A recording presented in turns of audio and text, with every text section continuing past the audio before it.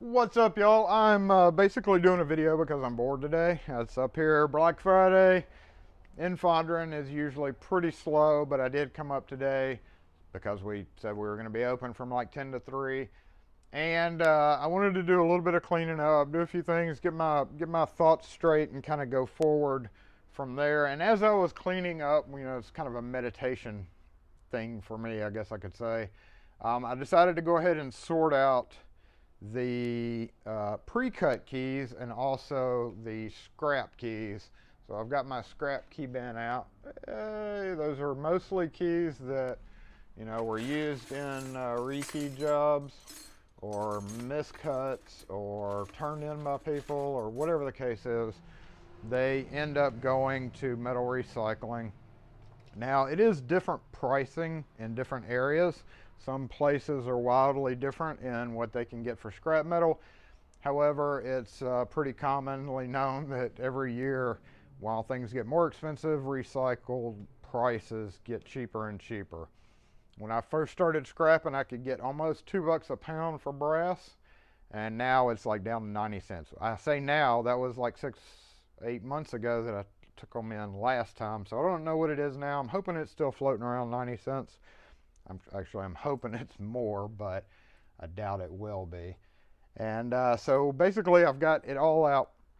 Now this is all miscut keys here, and what I've already emptied before I started to do this video, this was full, is all pre-cut keys. And I want to talk about pre-cut keys for a minute. I've got my scale out here just to show you the difference in a few things and what I wanted to talk about as well. But when you're scrapping keys, number one, keys come, new with the little metal ring on them. Sometimes they come two sets, two of them key like we have these 5-pin LAs, which, by the way, 5-pin LAs are useless. Anything 5-pin, in my opinion, Sargent, is useless. So typically I will add these into scrap, but I have to sit here and do this, and do this, and then throw it in.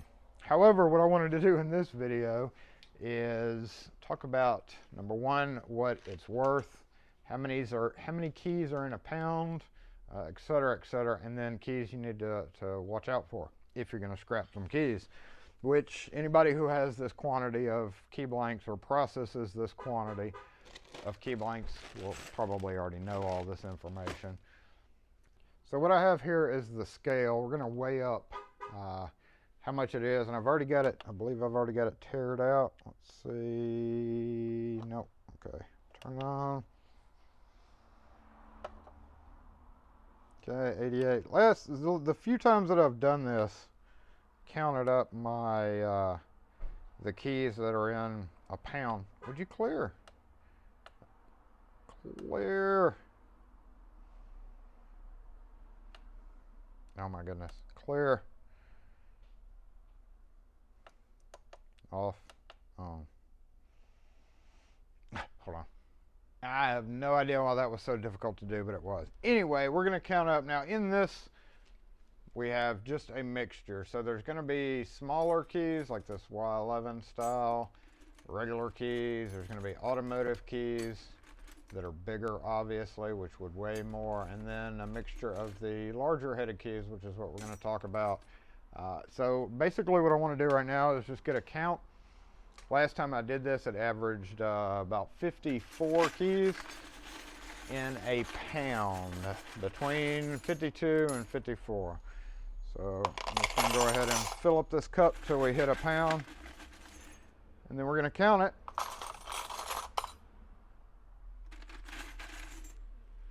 To see how many keys are in there. Yep. Let's see. That. Oh, too much. Let's, that. Okay, that's close enough. So, a little bit over a pound right there, pound .004. And I'm going to do a quick count on these to see how many we had. You can see it's an assortment of keys. So let's zoom out because I'm going to throw these back in the bin up here. 1, 2, 3, 4, 5, 6, 7, 8, 9, 10, 11, 12, 13, 14, 15, 16, 17, 18, 19, 23, 26, 20, or 30, 31, 32, 33, 34, 35, 36, 37, 38, 39, 40, 41, 42, 43, 44, 45. I don't know where I came up with that. I guess I was using smaller keys or something. So 45, let's just say an average of 48. How about that? Because if we did that again, there might be less automotive keys, which are obviously bigger, and more, master padlock keys, which are obviously smaller, which leads me into several things that are great. One of them being Hager keys. Hey girl, hey girl. So these are pretty much three of the most common ones that we end up recycling. LSDA being one, which is a standard size key. If we have like a Wiser key, we can see it's pretty much standard size, probably the same weight as a Wiser key. We can turn this back on. And so Wiser 16, 18. It's a little bit heavier. But if we take 5 of the LSDA and say we have 94, 92, something like that. We'll just say 92. And then we get these Master. Now Master, in case you don't know, you're familiar with Master padlocks, but Master does make door locks. And they are terrific enough to send us larger headed keys, which adds to our weight. So that is 138 compared to 92, a little bit heavier for 5 keys there. And then we enter with hey girl, beautiful brass, large chunky keys, kind of modeled after a Baldwin key like this, kind of the same, trying to go with the same theory, but 164. So the heaviest out of those three. The more you have to scrap of Hager, the more money you're going to make on your scrap metal. So those definitely get thrown out. Those definitely get thrown out. And then, I've actually got a full box of these somewhere around here that I have not located yet. Those are going to get taken off the rings. You do, again, have to take it off the ring to be able to recycle them. If the guy comes through when you bring it in and he is going to take a magnet and run it over the keys, and if you have any metal objects in there, it's going to lower your price per pound. You're not going to get a pure brass price. Another thing to watch out for, and I did this in a whole separate video quite a while ago actually, is Yale pre-cuts. Now these are nickel plated. They appear to be nickel plated keys. Yale has 2 different styles of pre-cuts.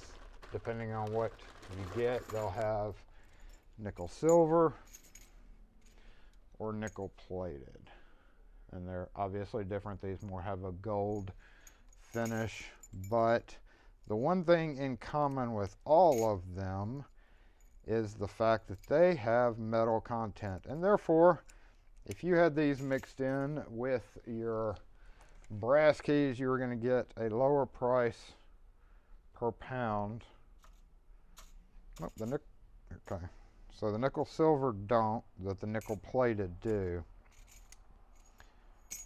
Oh, get off there. So there we go.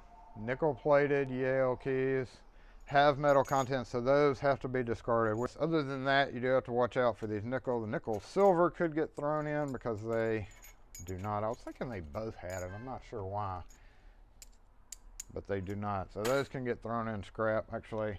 And then stuff like these LSDA 5-pin Rust one, or there's so many of those. We go through so many of those when we rekey locks and come up with this.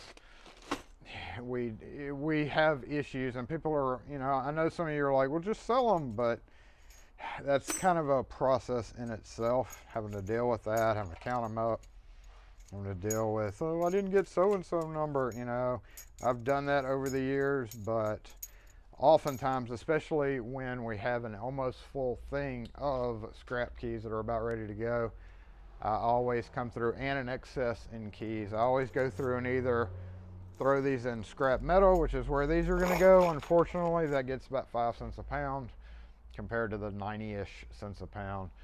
So, and we can see here I've got tons of these 5-pin LA. I don't really encourage anybody to use 5-pin Sargent keys for anything. Always rekey your cylinders. They're going to come, especially LSDA. I don't know about other brands, but we sell mostly LSDA and they come 5-pin. So we're going to go through here and pad our brass thing so that we will get maximum value when we take it in, which is going to be probably next week just because I need the room. And also to get rid of all these scrap metal, which is probably, usually when I take all my brass in, it usually comes out to be about 80 pounds of solid brass and about 700-ish pounds of plain metal, which is, like I said, 5 cents a pound. So anyway, just thought I'd do a video on both, so now you know how many keys are in a pound, and if you didn't before, or if you even care, and just a little bit of information that you need to know if you're going to be scrapping metal keys. So thanks for watching, y'all. If you have any questions or comments, as always, post them in the comments section. And I'm going to go finish this now.